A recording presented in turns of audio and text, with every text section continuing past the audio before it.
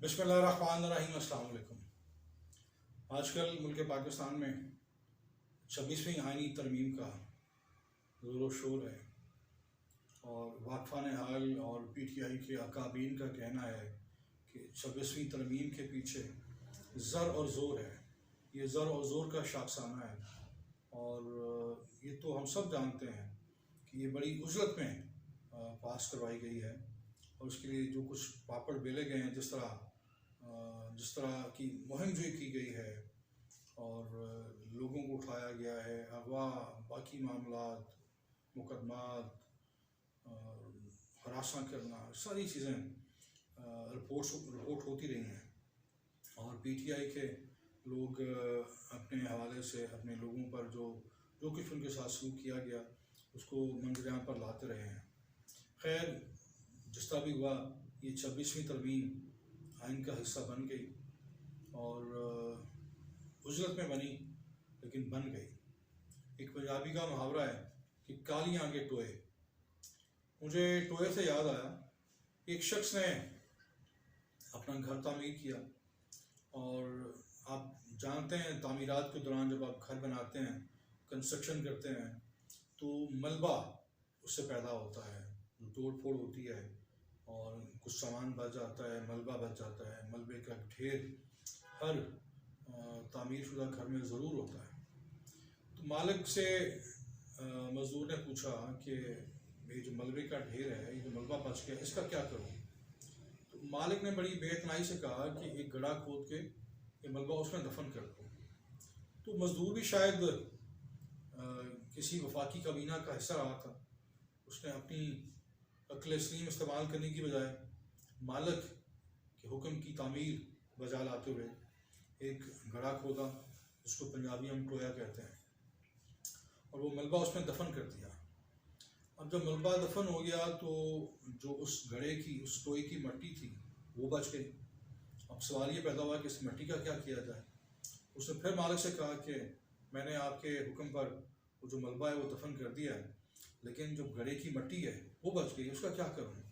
तो मालिक ने फिर कहा कि एक और गड्ढा खोदो और वो मिट्टी उसमें दफन कर दो।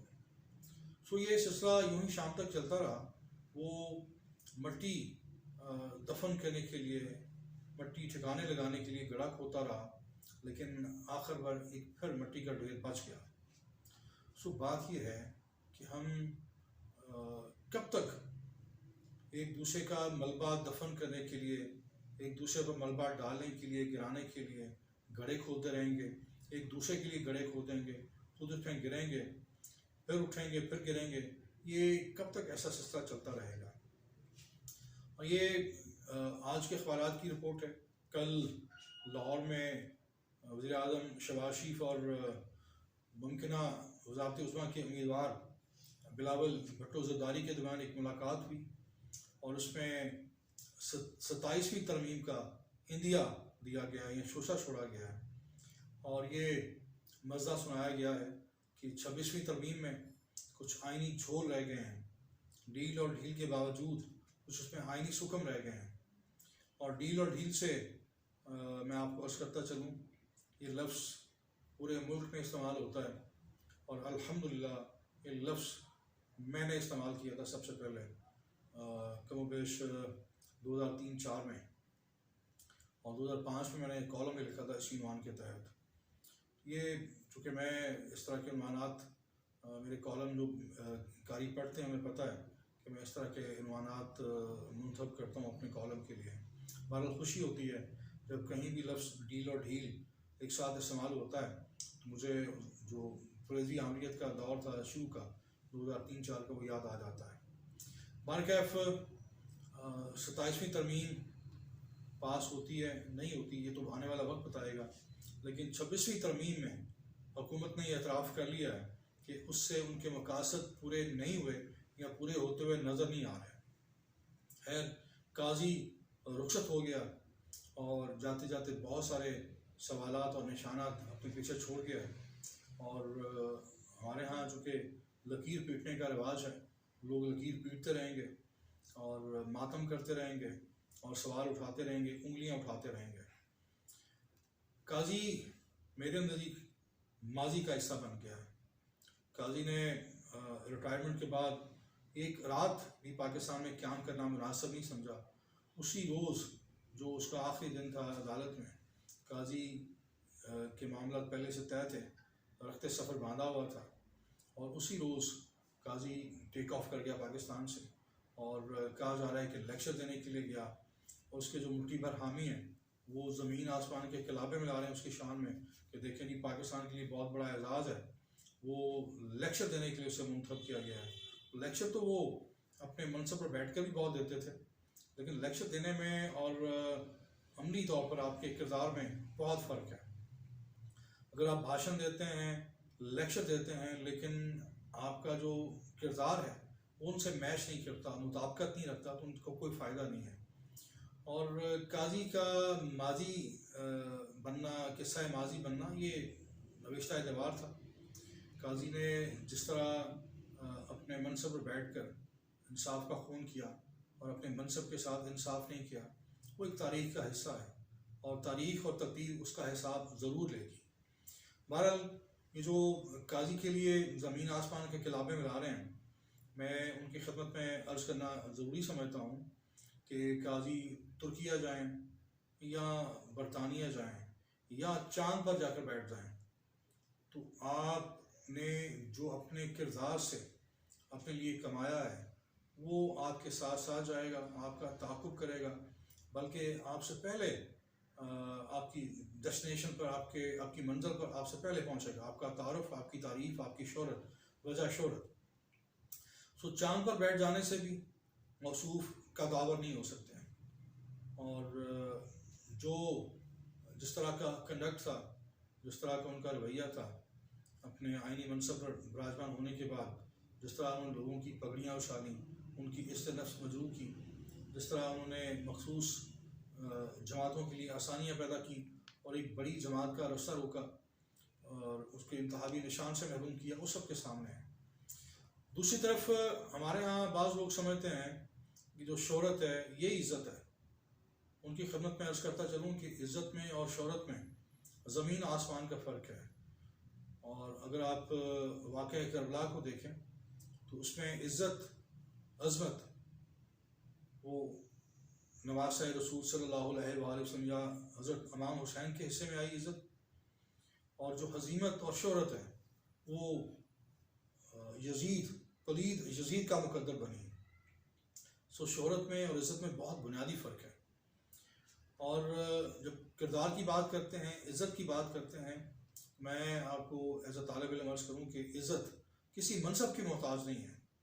आज आप देख रहे हैं कि मनसब पर विराजमान लोग किस तरह लोगों से मुँह छुपाते हैं, पब्लिक का सामना नहीं करते, अवामी मुकामात पर नहीं जाते, और दूसरी तरफ एक ऐसा शख्स है जो ज़ंदान में बैठा है, जिसके पास कोई मनसब नहीं है, इवन वो अपनी पार्टी का चेयरमैन भी नहीं है, लेकिन इज़्ज़त देने वाले और इज़्ज़त देने वाला सबके सामने है। इज़्ज़त सिर्फ़ और सिर्फ अल्लाह ताला की ज़ात के यहाँ है। हम अमूमन एक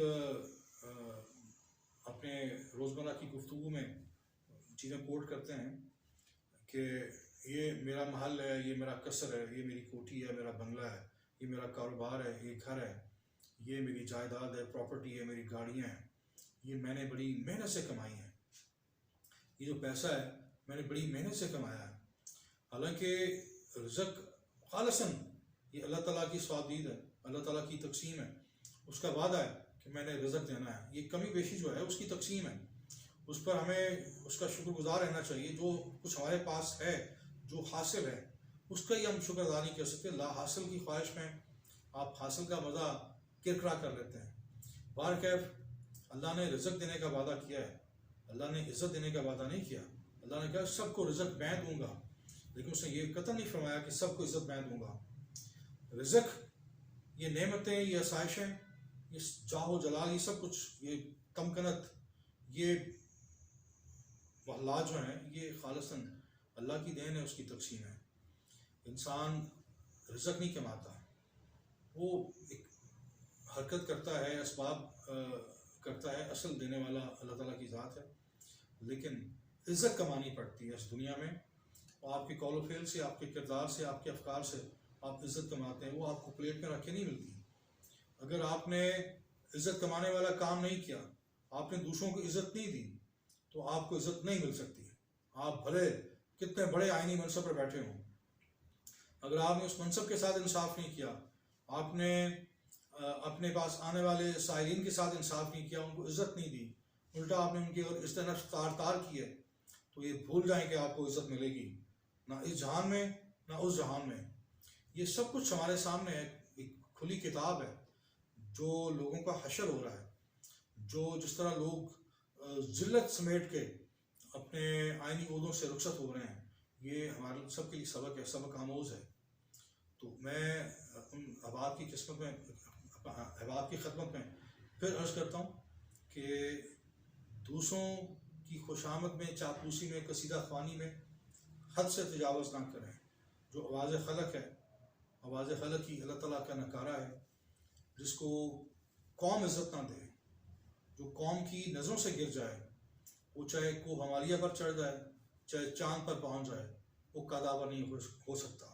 दूसरी तरफ एक कैदी है जिसको आपने अपनी हमाकतों से, गलतियों से, अपनी इंतकामी सियासत से इतना कदावर कर दिया है कि आप सारे जो उसके मुखालफ हैं, अगर एक दूसरे के कंधे पे खड़े हो जाएं, तो आप उस कदावर का, उस कैदी का, उस ज़मीर के कैदी का मुकाबला नहीं कर सकते, ना इज़्ज़त में, ना मकबूलियत में, ना कबूलियत में। सो अपना रास्ता बदलें, अपना रवैया बदलें, इस्लाह कर लें, ताकि आपकी इस मुल्क की, रियासत की, मेरी, हम सब की फलाह हो। बहुत शुक्रिया।